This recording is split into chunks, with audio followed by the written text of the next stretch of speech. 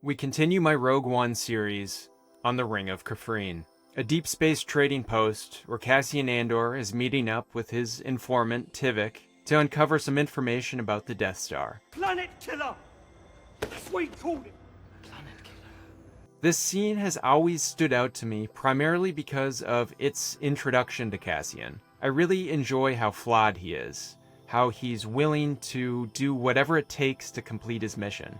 He's messy, morally gray, and so different than the typical hero archetype. I have 3 goals for this MOC. Goal number 1 is to utilize the old dark gray color to add weathering to the MOC.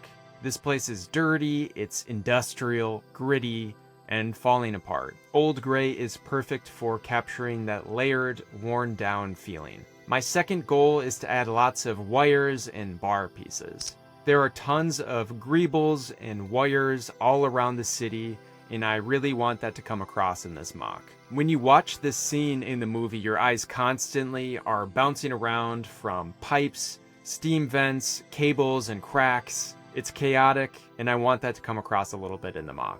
My third and final goal is to incorporate small pops of color into this MOC. I don't want it to all just be muted grays and blacks. Here is a rough sketch of the MOC. The color palette will be dark bluish gray, old dark gray, black, and dark tan. That's enough talking for now. Let's get to building. We start with a sturdy foundation using large plates. I then reinforce the plates with 2x4 bricks, the structural backbone to all of my MOCs. Here is what I have so far. As you can see, the black border is the same as my previous MOC. Maintaining consistency will really help tie the series together. I incorporated the old gray color into the MOC. Here you can see the difference between the older gray color and the newer dark bluish gray. The newer gray color has blue undertones, while the old gray has yellow undertones. I also started adding bits of tan color. It almost looks like the gray is being chipped away. This gives the build that scraped down to the metal look. This is actually the same technique I used in my LEGO MOC, just on a much smaller scale. I will be using this technique in almost every MOC in the series. Lastly, I used a variety of modified bricks to add texture to the MOC. The Ring of Kafrene does not feature clean, sleek architecture. It is rough, gritty, and weathered just like Cassian Andor, which is why this is such a perfect introduction to his character. Before moving on to more building, I had to give my cat some pets because she was knocking minifigures off of my desk. Hey! Hey! Hey! Hello, darkness, my old friend. While researching for this MOC, I learned that, according to Tony Gilroy, the name Kafrene originated from how his daughter, Kafrene, used to call herself that when she was younger. There's a fun fact for you. You don't care. I don't care. Here is how everything is looking so far. I built up more of the bottom walkway, adding angled and curved tiles over tan plates to achieve a worn and beat up look. I also started placing down more filler brick and planning where I wanted everything to go. I am leaning towards building a little bar area on the right side, and the hallway where Cassian and Tivik will be on the left of that. Let's fill in some more of the flooring.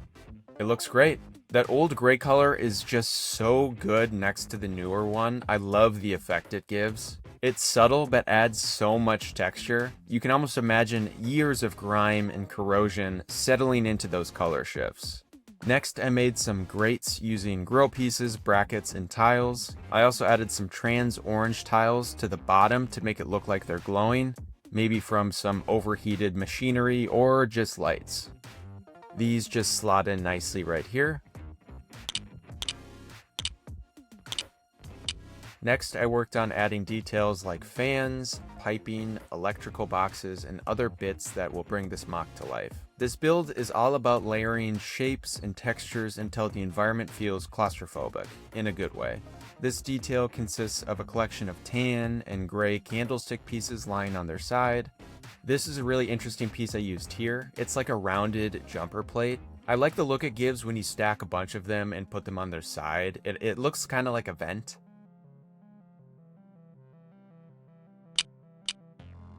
Next, I worked more on the walk-up bar area.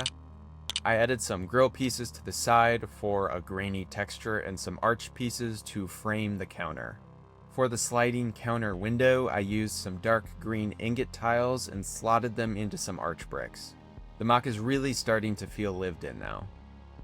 Next, I need to work on building up all of the walls, adding more vents and electrical greebles, large lights that will overhang the walk-up bar, and adding wire pieces above the spot Cassian will be standing.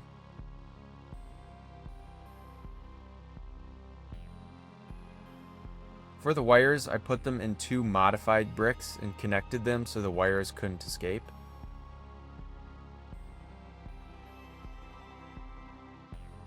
Here's how everything is looking so far. I think it is coming together so well. All of the different greebles look so good and don't stand out too much. I wanted everything to blend together nicely.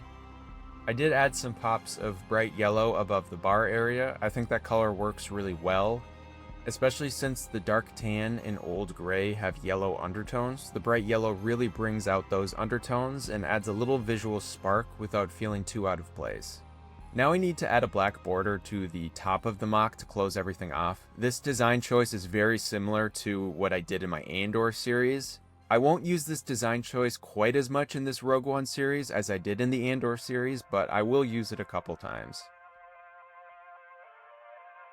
The black top looks really great and makes this MOC look like it's a small snapshot of this huge city. You could call it a slice of Star Wars. I did end up adding some piping down this left side to give it a little bit more complexity. I also added a light function in the back to illuminate some of those translucent pink elements through the candlestick bars behind Cassian and Tivik. The minifigs in this MOC are all made from real Lego pieces. They came together really nicely. The Tivik one is so accurate, and the random aliens are also a very nice touch. They give the MOC some character and make it look a little busier, similar to the scene in the movie. Now that everything's placed, here it is, the finished Ring of Kafrene MOC.